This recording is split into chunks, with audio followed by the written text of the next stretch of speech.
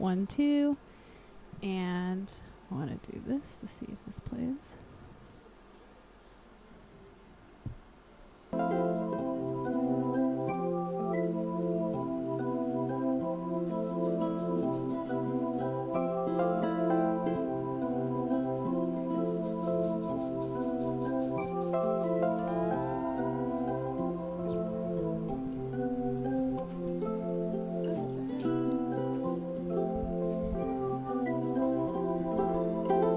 Nice job.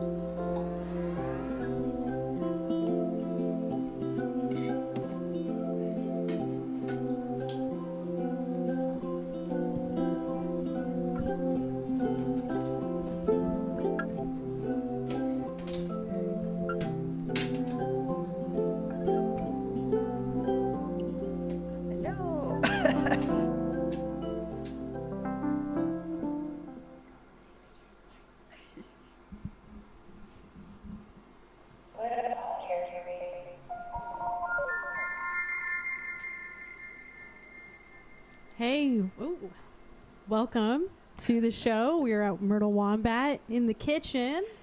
I'm here with Loni. Hello. From Loni Makes, and she is here from Cold Spring, which is a village. Yes. I learned about this the other day. Cold Spring is a village in Putnam County. Mm-hmm. Yep, Correct? yep. Okay. Yeah, you probably know more about me from reading up about it. I did, yeah. I only moved there like 2 years ago, so. Well, I don't know. I don't know as much as you do. You probably have more of the local lore than I would, because I've never even been there. But I did find out yesterday. So you know, you have like 2 years of worth of information, obviously, of Cold Spring. I don't know anything. Well, I just know where the food is. The important things. You know what the food is. Great.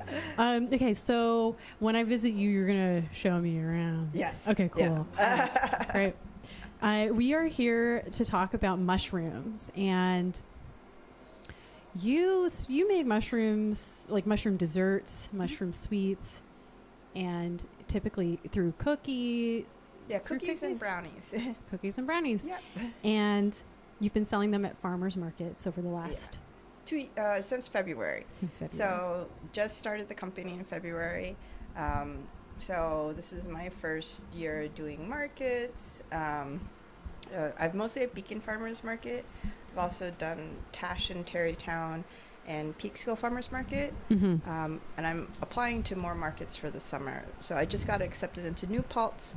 And I'm sending in applications to like Kingston and all the other markets. So we'll see what I can get into. We're in application season right now. Right now is application season, the winter time. Because we're planning for the summer, I'm assuming. Yes. Yeah, that's where everyone is booking their tables. And yeah, it's high competition. It's really high competition. Yeah. Like I applied to like every day in Tash for winter, and I got 2 days out of the entirety of winter. Yeah. So yeah, it's very hard to get into, especially as a baker, because there's a lot of bakers. Really? Yeah. Yeah.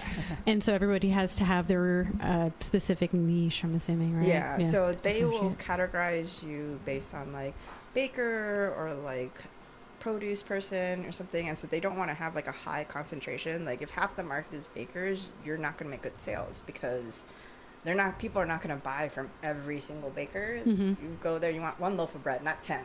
Mm-hmm. So they want to like have a variety that helps not only the market, but you as the producer. If your market manager is not like organizing and curating it, so it's like there's only like 1 bread baker, you know? Mm-hmm. And that way you get more sales. So I'm okay with that. If they don't accept me, it's because I'm repetitive from somebody else, and that would hurt my sales. Right. Yeah. All right. So you're always looking to see what the market is already. Yeah, I go to the markets ahead of time. People. Like I'll go and visit like now, since it's winter, I'll go if there's a winter market. I have more time now. During the summers are hard. If I am selling in a market, I can't be going to market. No.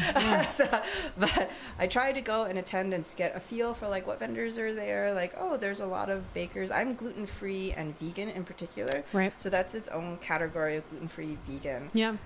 Some market managers will consider me different because of the incorporated mushrooms, because there's nobody else that does mushrooms, gluten-free, vegan, like cookies and brownies. And so sometimes that works in my favor where it's so unique that it's a mushroom cookie. But sometimes it doesn't, because some people also consider me a mushroom seller. So some people will put me into a category of a mushroom seller and a gluten-free baker, and then now that's even more competition.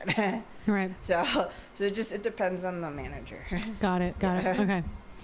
Well, we all need to know about this if you're interested in selling anything. Yes. In terms of food, edibles. But yeah, this is the way to begin. And you've had experience over the last year or two. And the best way is just to go and to the market yourself and talk to the manager in person. Like that's how I got into all the markets. Is I went to the actual market, found the information tent, and brought them samples. I brought them my products packaged, ready to go, like in the final packaging to make it like, hey, I'm an actual business. I have product. Right. Like, and I put my card in it, and I talked to somebody, and I was like, I really love your market. And it shows that you are local, like you are physically there. Right. You could talk to them. They know you're not coming from like another state, like you're local. Right. Because you can actually physically be there. So it does help a lot, because Beacon Farmers Market is infamously hard to get into. And usually people don't get in for summer, but I managed to get in for summer. Congratulations. Which I was like very excited But that's because you've been doing like dessert baking, cakes and stuff like that, I'm assuming, right? Like you have like a portfolio and people know about you, or not really, or like, do you have to show that kind of information, or no? No, because like I am not I'm not a like baking shop. Like I don't have an actual shop. Right. So I work from a rental kitchen. Right. I was working from home first. Yeah. On a home processing, and then I switched over to 20C, which is a rental kitchen. Right. It's just a little bit easier for me to not use my home kitchen. Like there's a lot more oven space. A lot more oven space. Yeah, like a lot more oven space. And it's only for cooking and like baking, so you're very focused. Yes, and I don't have to worry about cross-contamination. My main concern is... Put your headphones on if you want. Jen may join the conversation at any point, but... Yes, I'm like... We're juggling. I'm gluten-free, Couple of so tests, like right. the stuff I make is gluten-free. Right. And I'm not celiac, but I don't want to get somebody sick that is celiac. So if you want to join the conversation, you can always pull this out of the bag. Oh, sorry. And... Hello! Yeah, we have a third person. Squeeze Hello! In. Squeeze in! So yeah, we were talking about the kitchen that you are currently leasing in order to create the cookies. Yes. I wish I had the cookie with me right now. No worries. That's what that was from. So yeah, they're really wonderful. These cookies are shaped as mushrooms. Yes. We have a lion's mane shortbread that's shaped like a little mushroom. Yeah. And I use the lion's mane to add like creaminess to it, and a little health benefit. Thank you. So that's the sample. So we have... That's the final packaging for the lion's mane. And I think we have one in the fridge if we want the one in the final packaging. But that's the little sample. This one's a sample. Yeah. So. Okay. And then that's using the oyster mushroom caramel is what I just did the workshop for. Right. So I took oyster mushrooms, maple syrup, and agave and cooked it down into a caramel. Here's the finished packaged product. And it's important to note the way that it's packaged, because that's something I do want to ask questions about. Yes. Yeah. Because, it's like, it seems so simple to have a snack that you can create and then go around and sell to people, but it's not, according to you. You've gone through a lot of legal processes, I'm sure, or something like that, licensing and stuff. in order to sell this, which is like, it's delicious for one, but you can't apparently sell cookies I mean, you could. legally. Legally. Yeah, legally. We're talking about black market legality. Yeah. I mean, the black market cookies situation is dire right now. Yes. No,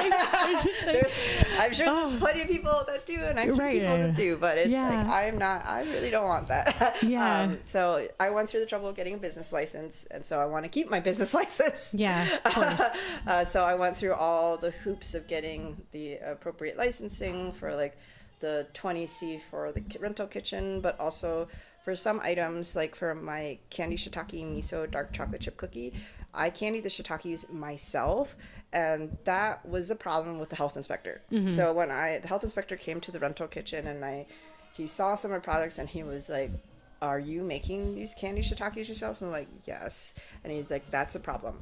So he said that I had to send it in. Well, he had me contact his manager, and his manager gave me the information to send it to Cornell University. Okay. I had to send in overnight samples of the cookies that I just made, and also the candy shiitakes themselves, and get a scheduled process. And so they test for everything to make sure it's safe. So processes that are like candying or like pickling or those kind of preservative processes, if they're not done correctly and if they have too much moisture in it, you can have bacterial growth. Things that you could get from like a bad pickles, like botulism. Yep. That's dangerous. So I used to work in kitchens before in Chicago. Like I was working in a retirement home. I was working in a university. So I went to culinary school. I went to French pastry school. So I was trained with sanitation and everything. So I went through the whole safe serve process. Food safety. All the food safety stuff. Certifications, And I did it again in New York. Yeah. To get my New York specific one. Yep. So I had to do that for the farmer's market. It's optional. When you're doing like baked goods, unless you're serving samples or you're serving like hot foods ready to serve, then you do need that. So I got it because it was easy. It was pretty cheap. It's like a one-time situation too. Yeah, So it's one time. Yeah, you might as well. Yeah, I was like, I Get it out of the way. already know the information from school, so it just just get it out of the way. It is a long process too. Yeah. And it's like not even that difficult. Some of it's common sense information. Yeah, it's a lot of common But sense. they have you sit there for 15 minutes per unit in order to clear out like a quiz, and then you have to go to a specific location. Yeah. Which is not an easy place to get to. Yeah. So And then that's a whole once you process get it, as you well have it. for the card. I believe I think it's like a couple of years, like 4 years. I don't think it's Really? one time. Yeah, I would check the card because when I did Safe Serve, that was Safe Serve is what I had in Chicago, which is nationwide. Okay. And that was like 4 or 5 years, so there was an expiration on date. You just have to go online and retake the test. That's right. In New York City, you may just be. I need to double check this, but you may just be able to like renew. Yeah. Like you're like, hey, $15 to renew my card. Yeah. So, but I do want to ask you a question about mushrooms in particular, and because you work with mushrooms. But one of the cool things that I learned is that mushrooms are monosodium glutamate. Yes. When it is cooked. So like that's what you're tasting in terms of the flavor, umami. Umami flavor. Umami. Like seaweed too. Like if you see dry seaweed, that white powder on dry seaweed, that's MSG. That's the natural version of MSG. Right. MSG is it's like the direct hit of MSG. Yeah. Right. There's like nothing that's standing in between your taste buds and this compound. Yeah. It's chemically, right? Yeah. So it's not there's the refined MSG, which is like, the different version, but there's also like naturally occurring MSG, like tomatoes, prosciutto, like cured meats all have it. Yeah. Mushrooms, seaweed, right. They all naturally have it. Right. So it is a naturally occurring compound, and I believe it was a Japanese scientist that coined umami and discovered MSG as like the fifth taste. Yeah. Got it. I think I could be wrong. And the only thing that really is distinguishing it, this is fun for me because our last guest for the show was Dime MSG.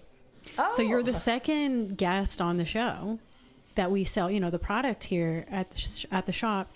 And you're also, a vessel for umami. Yes.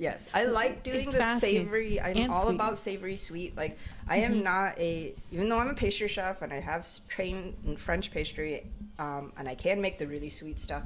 Yeah. That's not my personal preference. Like I prefer less sweet, and I also prefer things that play with the savory flavors with sweet.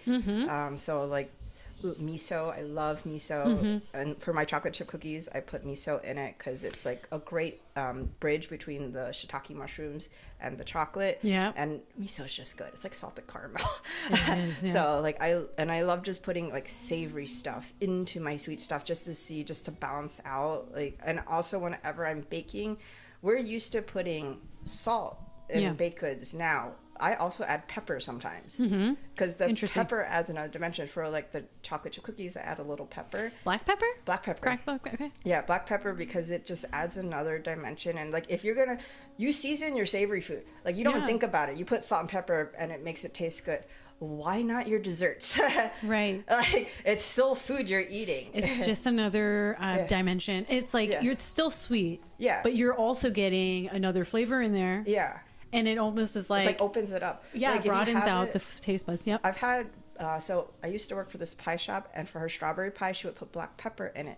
And the black pepper made the strawberry taste more like a ripe strawberry. Because like a lot of times That's you're getting... fascinating. Yeah. Like... It's more like a ripe strawberry it was weird. than like straight... Yeah, because it was like we would get a bunch of... Like when you're doing on mass scale, the pie shop, we were making hundreds of pies a day. Yeah. So not all the strawberries coming in are going to be perfect and super ripe, and they're going to be underripe.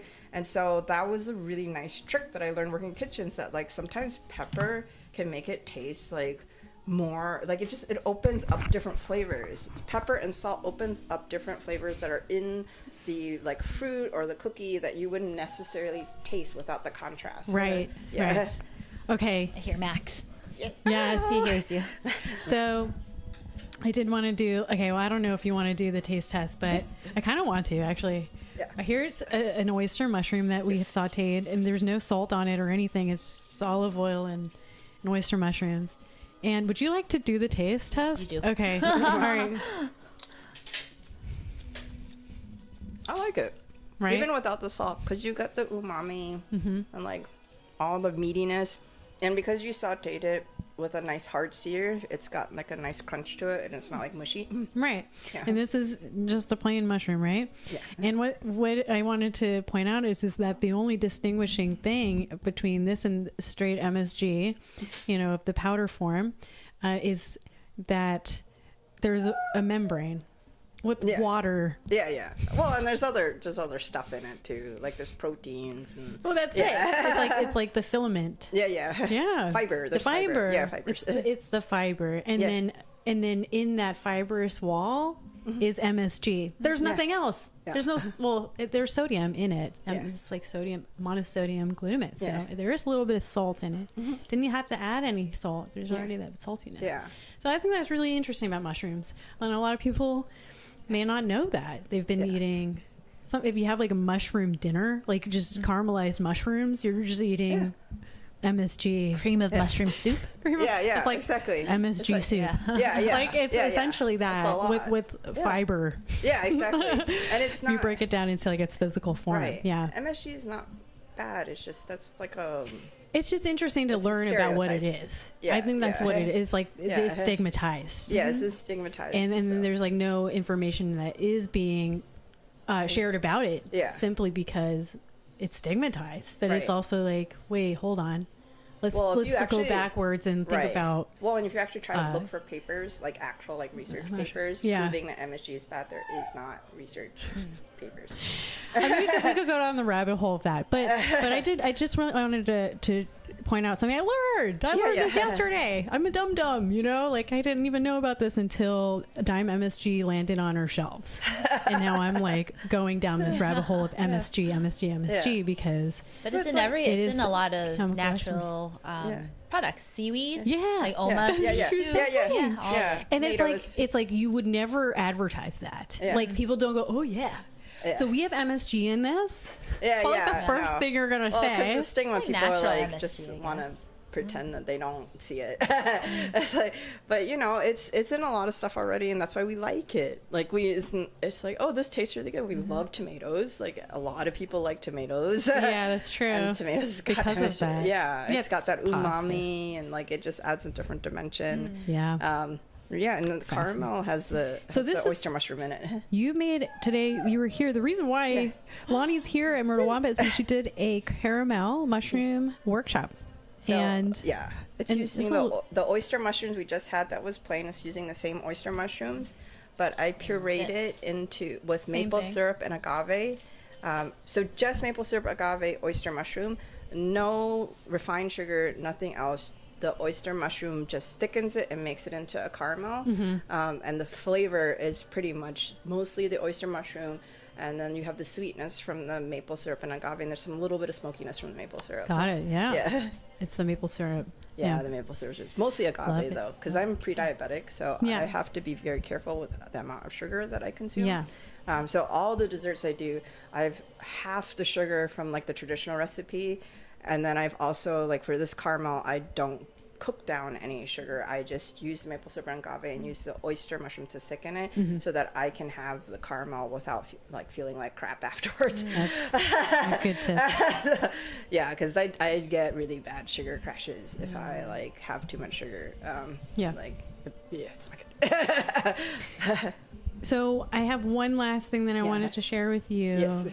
So yesterday I also found out I did all of it. I don't know what it is about me, but I can learn so much in 24 hours, and then I'm just like, blah, like I just it's birds flowing. So one thing that I really think that you should check out is the Fungi Film Fest, which happens every year. Yeah, with the New York Mycology Society. You already know about this? Yeah, I'm part of New York Mycology Society. But it's a whole festival, and I was thinking to myself, you need to find a filmmaker to document your process, because you could submit your story to their festival. Every year they have stories that are about mushrooms from different people all over the world. I went last year. It was great. So I'm part of New York Mycology Society. I'm an active member. Okay. So I pay the fees every year, and I go on their walks. I went to the film festival last year.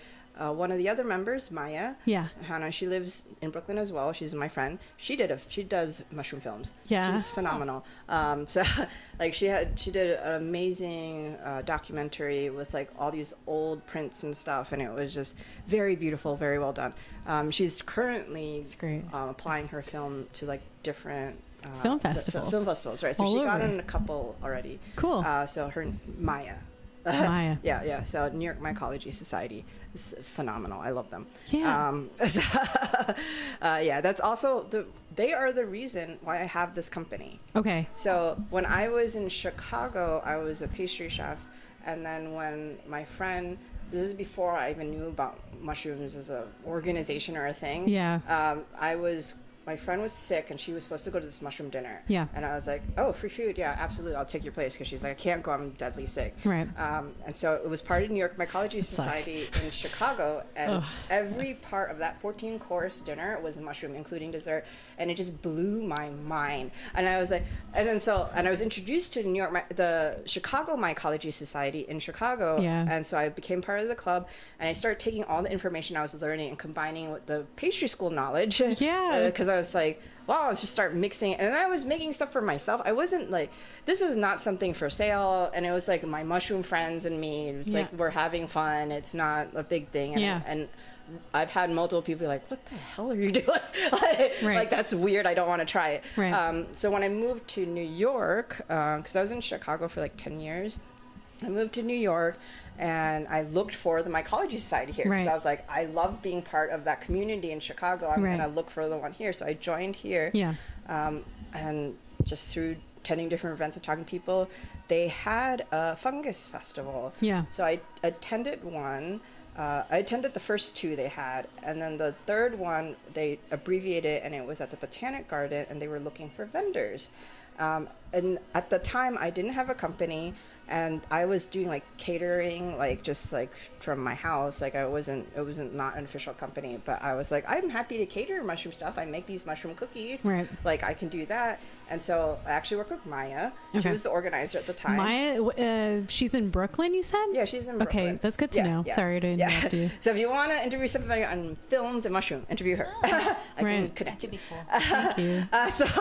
But she was helped me, and she's like, "Oh, this would be great." I gave her my menu ideas, and she like picked from so we narrowed it down to the candy shiitake, the lion's mane shortbread, and at the time I also had a savory item. It was like just a mushroom like turnover. It was. That was very good, but very labor intensive. That is not like part a hand pie? Yeah, like a hand pie.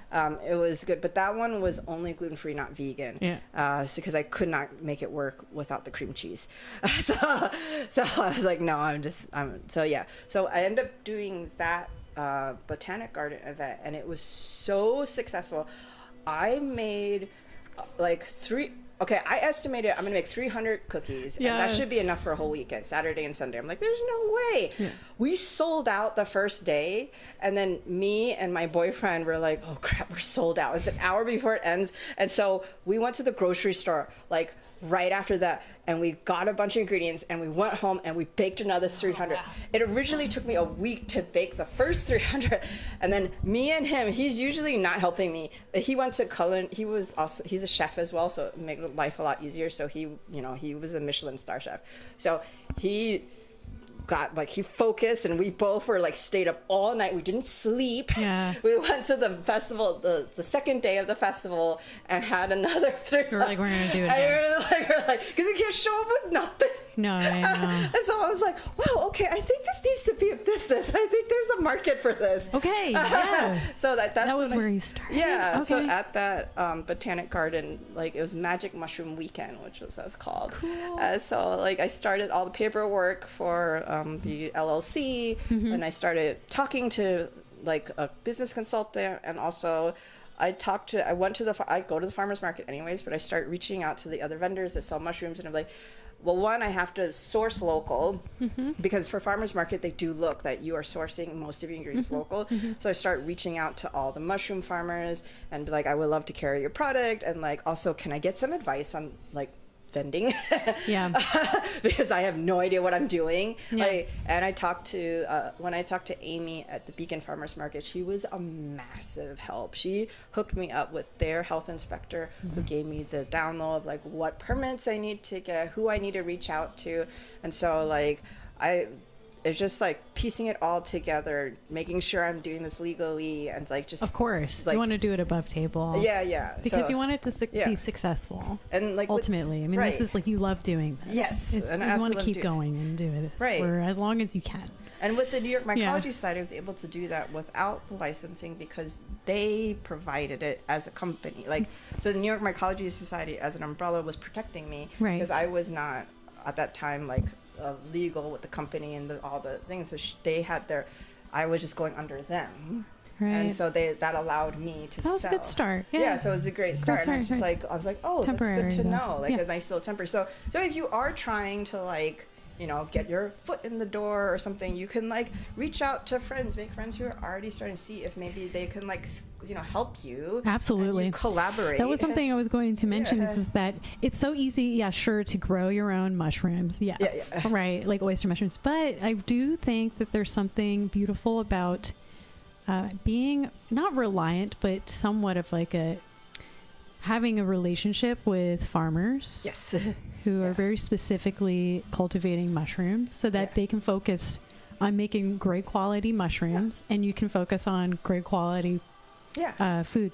Yeah, it's like all the edibles. Farmers, all the people that are local, you create this great community where you support each other. Yes. You pay them for product, you sell the product, somebody buys from you, and it's like, even for coming up, so Four Wall Farms is one of the mushroom growers upstate, and she sells savory food that's with mushrooms, and she's actually doing a a mushroom tea party coming up, which is phenomenal. Wait. Yeah. This is like so I'm helping. A world and it's a community. It's great. And you get to participate. You don't feel alone anymore. Yeah, it's great. Like, and you get to find out all this cool stuff everywhere. And so she asked me to help her. So I'm going to help her produce stuff. And the caramel, the oyster mushroom caramel, she asked if I could make some for her scones. So she's going to have it on the tea tower with the scones, and I'm actually going to help her produce all the stuff that she's making as well. Right on. So I was just, I was like super excited. Right on. And I have done a mushroom tea party myself 2 years ago. Yeah. Just for at Susan's place, just for friends and stuff. And it was great, but it was a lot of work. Yeah. And so I was like, okay, because she was telling me about so how many people do you have working for you? Because you're doing it over 2 days and that seems like a lot. And she's like, actually, would you like to help me? And I was like, yes, I would. I love it when people just I love it when people ask for help now and realize it's actually very it's a moment that can transform your life. I'm going to go deep meaningful on this, but the moment I need help with this, it changes your entire timeline in terms of all the skills that you learn, the experiences you have, right? And then the relationships you will have after that. It's you meet these different people you would have never met before. I have made so many new friends through the farmers market. It's insane. Yeah. It's so great because when I call into Beacon early in the morning set up, I'm done earlier with my setup. I will go to my neighbor's tent and help them set up and help the other neighbors, and we all start talking, and then I make friends. I go out to dinner with some of them and hang out outside of the farmers market because we share a passion for food. Yeah. We're all there because we really believe in good food and making good food. And so we already have a lot in common. The values are there. We're just and we're all makers of some sort. Yep. And even some of the people at the farmers market are not selling food. They're selling this one super sweet lady sells greeting cards and tote bags, and she draws these cute little mushroom illustrations, and it was these mushrooms coming out of a stump, a bunch of them. She said it was a speakeasy and all these mushrooms are sneaking out of the speakeasy, and I was like, I love your imagination. I was like, she's just the sweetest lady. Mushrooms are they're not animals, but they have a lot of things in common to animals, right? Yeah. And it's not a plant either. It's not a plant. It's a fungi. It's its own category. And it's kind of, my sister does not like mushrooms because of this. She thinks that they're going to take over the world because they have this they're not plants. Yeah. And they're not people, they're not animals. So what are they? It's a mystery. Well, it's a third category. It's third fungi. category. It's like umami's a fifth taste.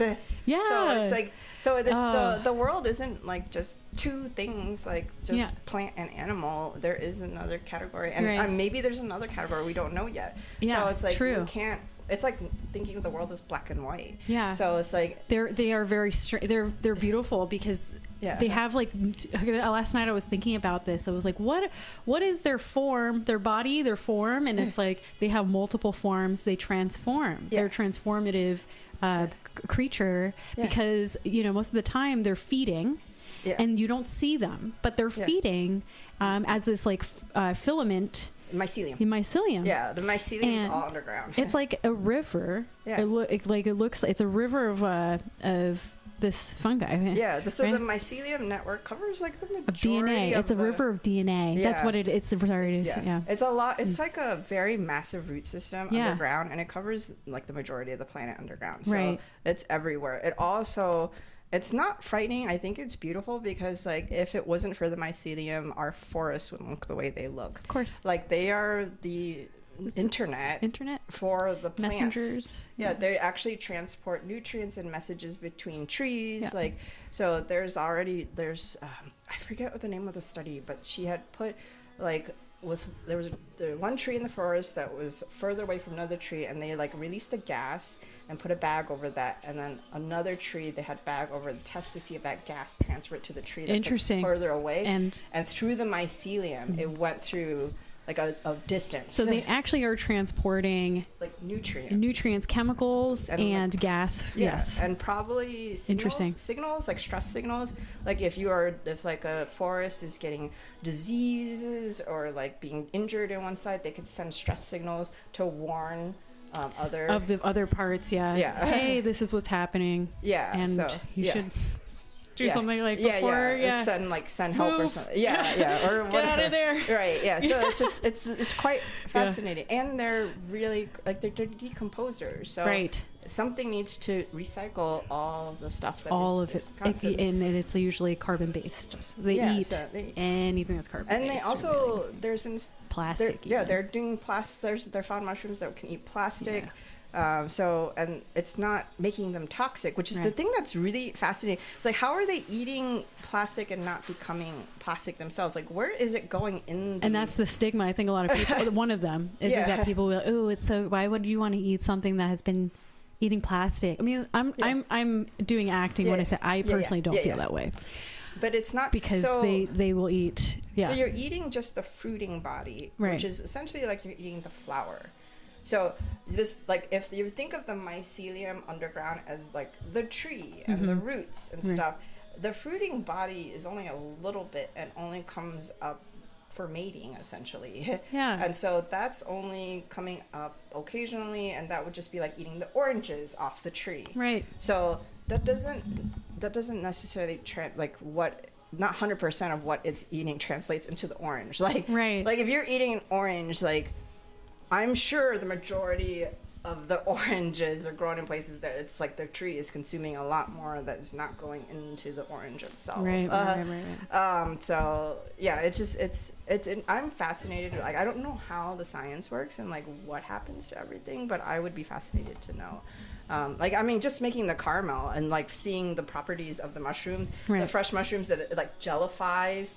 Like the lion's mane was a thick like gelatin, almost like jello, like agar stuff. And then the oyster mushroom was this like soft set, like a caramel, and then king oyster was like in between. So each mushroom has its own different thickening properties, which I was not aware of, but I'm not sure what the science is. Like I just know that I'm playing around with it. It works. But I kind of wish there was, like, I would know more what's going on. It's a very instinctual process when you're making things, correct? Would you say? And it's like some of it's stuff that you learned at school and kind of understanding the process of that chemical process that's happening, the transformation process of what you're doing in the cooking process. School helps me write it down so that you can replicate it again. But the thing is like a lot of it is like, would you say almost kind of blindly the experimenting led? There's a lot of like, I spend a lot of months the recipes that I have for sale right now, it took me like some took me a couple of years, some took me a year of just like messing with the recipe, messing with stuff and just experimenting. Sometimes it goes really fast, like if you get the inspiration and it just happens to work out. Like the oyster mushroom caramel thumbprints, that happened with the development happened within a month, which was shockingly fast. But the candy shiitake took me like 2 years. So it's not constant, but you come back to it and you're like, try to troubleshoot it and like maybe try something different. Like I also use different bean flours. Like I can't use rice flour because the white rice tends to spike my sugar. So I use like lentil flour or garbanzo. And so that all has different properties. So I was just trying to like experiment with that. Jumping in. Have you ever tried drying mushrooms and then pulverizing them and putting it into the flour? Or? Yes, the lion's mane is that. Okay. So, all right, cool. So I can't personally dry them myself because that's another scheduled process that I don't have. So this is another reason why it's good to collaborate with farmers because they can take care of the licensing on specific ingredients and that's cost lower for everybody. And that was ultimately trying to find dried local mushrooms was very difficult because most of the fresh farmers are not licensed to dry. So I did find someone in Monroe, Hodgins Harvest. I actually met him through New York Mycology Society. So he was another vendor at that weekend, that Magic Mushroom weekend. And he normally doesn't vend. His specialty is he grows mushrooms to dry to make supplements. So he does tinctures and supplements, and like he's more in the vitamin area.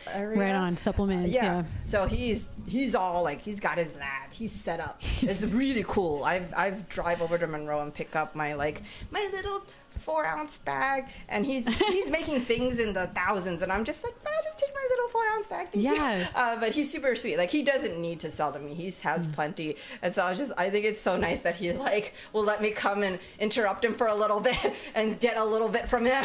Right. But yeah, so he makes like full on supplements, and he's like on Amazon. Like, he sells on Amazon and stuff. That's really so cool. Yeah, he's at like a much larger scale. Much larger scale, but his facility is so cool. I'd be curious to know how he started too.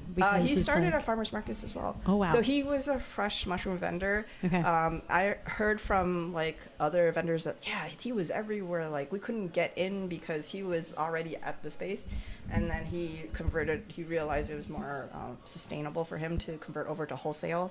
So he sourced this really cool space that's like behind a nursery. That's this giant like greenhouse that he's renovated. Like, it was just abandoned, and so he renovated the inside. It's like almost like a football field large. It's so massive. Oh my gosh. Yeah, it's huge. And so he's got multiple grow rooms set up. Oh my gosh. And it's like a dream for me. Yeah, it's an amazing setup. His grow room's really cool. Like, he's got so much growing. Yeah. So I'm very, very impressed by what he does. Yeah. And his product's really good. Like, for me personally, and he taught me a lot, because like when I was buying lion's mane powder, originally when I was doing it, I just bought it on Amazon. Like everybody, you go on Amazon. Did not realize that what I was buying was essentially just starch. I did not know that my powder that I thought was lion's mane powder, because that's what's listed on the ingredients. Wait, it's not like it wasn't 100% lion's mane? It was lion's mane extract on a starch. And so the way he could tell, because I was like, I showed it to him, and he's like, and his stuff, which is just lion's mane, that's dried in powder, was dramatically lighter. So I do my recipes by weight. Yeah. His was like 20 times lighter than the stuff I was getting from Amazon. I was like, that's a little odd. That the measurement shouldn't be that off. And then I talked to him. He's like, oh yeah, it's very common in the vitamin industry that they will have a starch and then put an extract on that starch and sell that as the powder. Because it's like you don't get the same benefits. Right? Yeah. Because you need to have more of... Exactly. There's a lot more going on. But it's cheaper for them to have the starch and have an extract on it. And so... Sorry, this is a PSA, but lion's mane is currently in season during the wintertime in New York State. Yeah, it's actually specifically in this you can grow it year round because it's indoors. Okay. Yeah, maybe there's someone who's pushing for everyone to buy lion's mane right now, but yeah, it grows year round. It's that I learned. It's all indoors. Like it's grown. You can buy your own grow kit. But like actually have a grow in the kit wild, I think that's what it is. Like in terms of foraging. Yeah. In foraging, it's very rare to find somebody that's foraging, because it's I forage. To buy. Yeah, but like if you're gonna walk around in the woods. Yeah, and I forage, and it's very hard to find. I love going out. The in the other woods animals eat them first. Yes, they're like, we want good this. Luck. Yeah, good luck beating the slugs. It's usually the slugs, the deer, everything else. And so it's like, if you get lucky and you're like, it's fresh. Yeah. It's like every time me and my boyfriend will go hiking, and we're like, oh my God, it's so clean. And we're like dancing in the middle of the woods, like, yes! But it's rare that we actually find like a really good specimen that's not half eaten and buggy. Right. But yeah, we've never seen lion's mane out here. We found like hen of the woods, and we found chicken of the woods.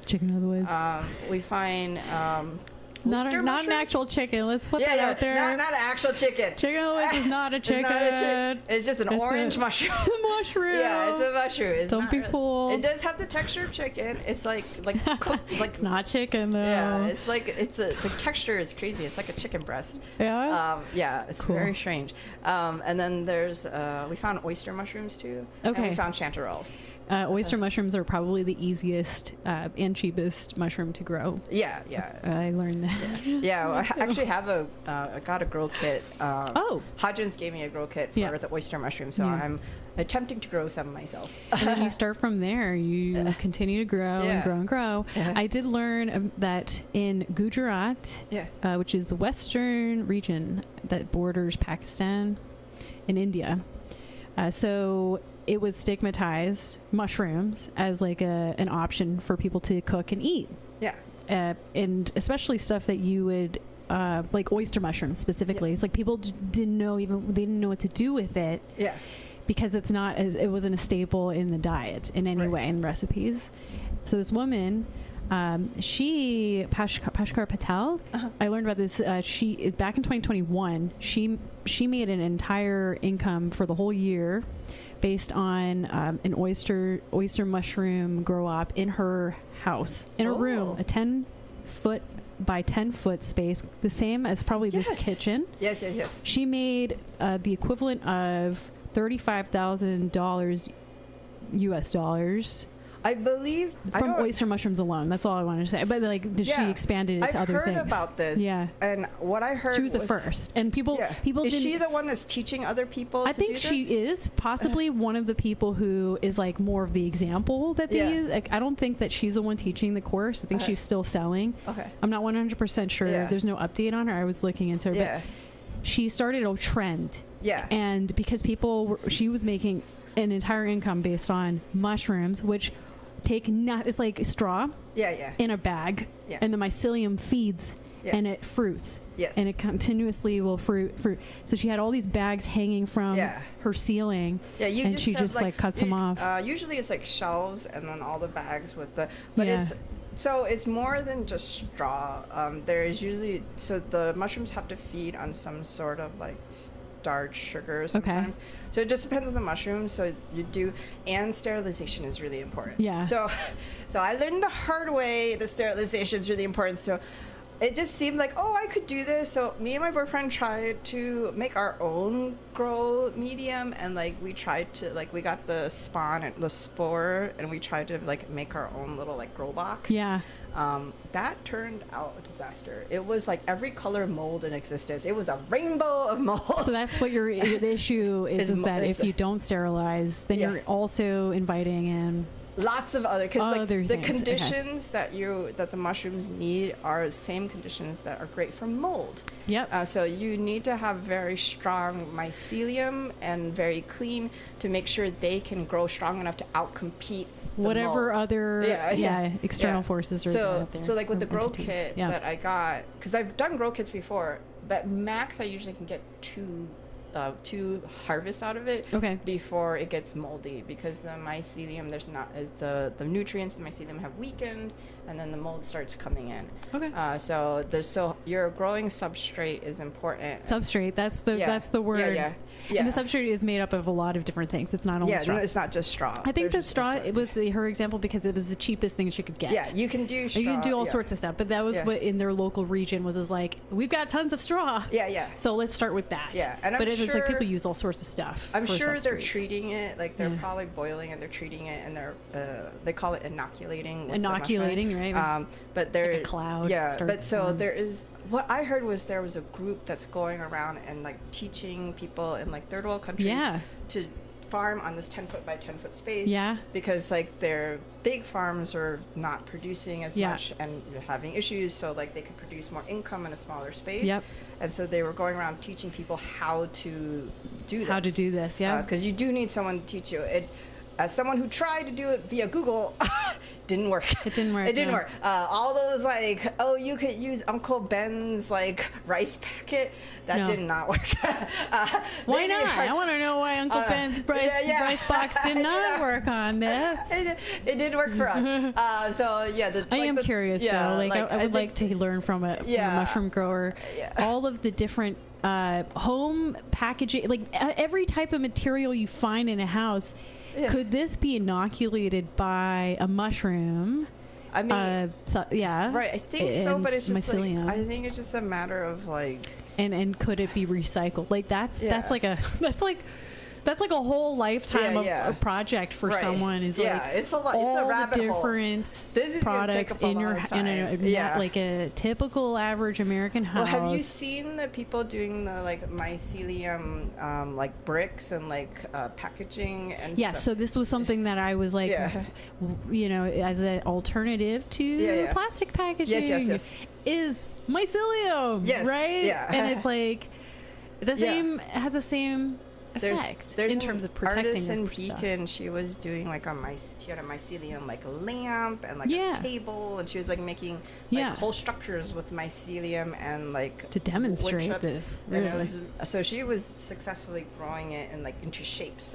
That's right. Which was really cool. And I believe into all the shapes. That's another thing. It's like, how many different shapes can we make this into? You can make it into any kind of. She's working on it. Yeah, she's got cool. It was really cool. It was really cool to see the table. That was big. Okay, wait. Yeah, I need to see that with the chairs. Yeah, I think it was just a coffee table, so there's no chairs. The lamp was really cool. It was like a lamp, and there was a lamp bulb, and it wasn't very like it wasn't translucent, but it was like a really cool shape. But it was the mold of it. Yeah. There's a company that does it for like packaging for like fragile stuff. That's like, what I'm very interested in, the packaging, because you know how people order so much now. Yeah, and then, like you have to put the foam, like insulating and there's so foam. much plastic in it. So it's a good substitute for insulating foam. Like when you get technology and you have all the like foam cutouts. Yeah, there is. That's what it is. Like it's like protective for every my microphone could be protected by mycelium, which is something that I'm thinking about doing. Is instead of buying like all that kind of it's very expensive. To get this stuff and you cut out in the this. You cut out the shape of it. Well, it's true. It takes time. It takes a long time. I think if you have this, I got a substrate from a workshop from my college one at Gen Space, which is in Brooklyn, and and that was the takeaway. They were like, here, take this. It was like oyster mushroom mycelium, and then and the bag and everything, and inoculated, and then I forgot about it. I forgot to feed it. My sister was like, you really get out of my house, like I don't want to live with this thing. She's like, it's gonna take over the world. She's like, it's getting moldy. Well, no, that's the thing, it wasn't, but she's like, she was freaked out by she has a lot of fear for it. Oh, that's funny. But I mean, that's I mean, I think that's what happened to my mushroom guy, my little mushroom friend. Forgot about him. I think it's also, there's a lot of like with like anything, there's like a lot of misinformation and fear mongering and all that other stuff. Like like there's no mushroom that's going to eat your brain. That doesn't exist. I don't know, right? The ones that we're eating them. So anyway, I wanted to switch over to the last thing is thank you so much for being here. Thank you so much for jumping on this. You must be great. So I like geeking out about this stuff. Yeah, like it's different. It's different. It's great. It's the first time. It's amazing what you can do with mushrooms. But I think if you want to see mushroom documentary, I'll send you some links. That was what I was. So the Gujarat story was from the 2022 Fungi Film Fest. Yes, documentary. I think I saw that. I'm pretty sure I saw that. Like it sounds really familiar, and I'm like, I'm pretty sure I was there and saw it. And that inspired me. I was like, should I just start growing oyster mushrooms and make 35,000 on top of everything? Like, should I? I mean, you could. It's just no one would like that in my family. I'm telling you, they'd be like, no. But I encourage someone to do that. Just have a closet that's just like to clear out a closet, and that's your mushroom closet, right? Nobody else open this closet. Just that closet. But it's a whole rabbit hole. Like you do have to keep it very sterile, though. Yeah, that's what it is. That's the issue for us. Is like it's a full-time job. Yeah, it is a full-time job. Like when you meet mushroom growers, like just growing mushrooms, that's their job. Right? Yeah. They don't have. I mean, I don't think I could do the baking on top of growing mushrooms. I don't know if I'd have the time for that. But I mean, I just grow like a block here and there, and like that's like it's already been prepared for me, and I just spray it with water. Easy way. I'm sure there is an easy way to sterilize. I'm sure there is like a method that is not too time consuming. I think for me, it's we need to buy a pressure cooker. So like, because we tried sterilizing it just with a pot, it did not work. Okay. It was not hot enough. Yeah. So we figured out since we messed up multiple times, because we bought like the nice grow box and we were trying to grow it, and then it just kept getting moldy. So we put everything away, we cleaned it up, and then we just kept doing some research and talking to mushroom growers. I'm like, I think we need to get a pressure cooker. Like after talking to multiple people, I think our misstep was not using a pressure cooker. Interesting. It like kills off all this. Yeah, it kills everything. I mean, use it for jarring. Like if you're doing canning and yogurt, and pickling. Exactly. Yes. Yeah, it's great. And apparently we have an Instapot, did not work. Okay. So it needs to be a pressure cooker. The jar. Well, yeah, I don't know. Yeah, I think the Instant Pot just did not get hot enough. Okay, well, this is Room Bites, and this is Loni from Cold Spring. We just went on to little tangents. That's what the show's about. And then we also eat. So thank you so much. I do have a video, and we're gonna close out. And I wanted to also shout out to Max Francis. This is Max's song that's playing along to this video.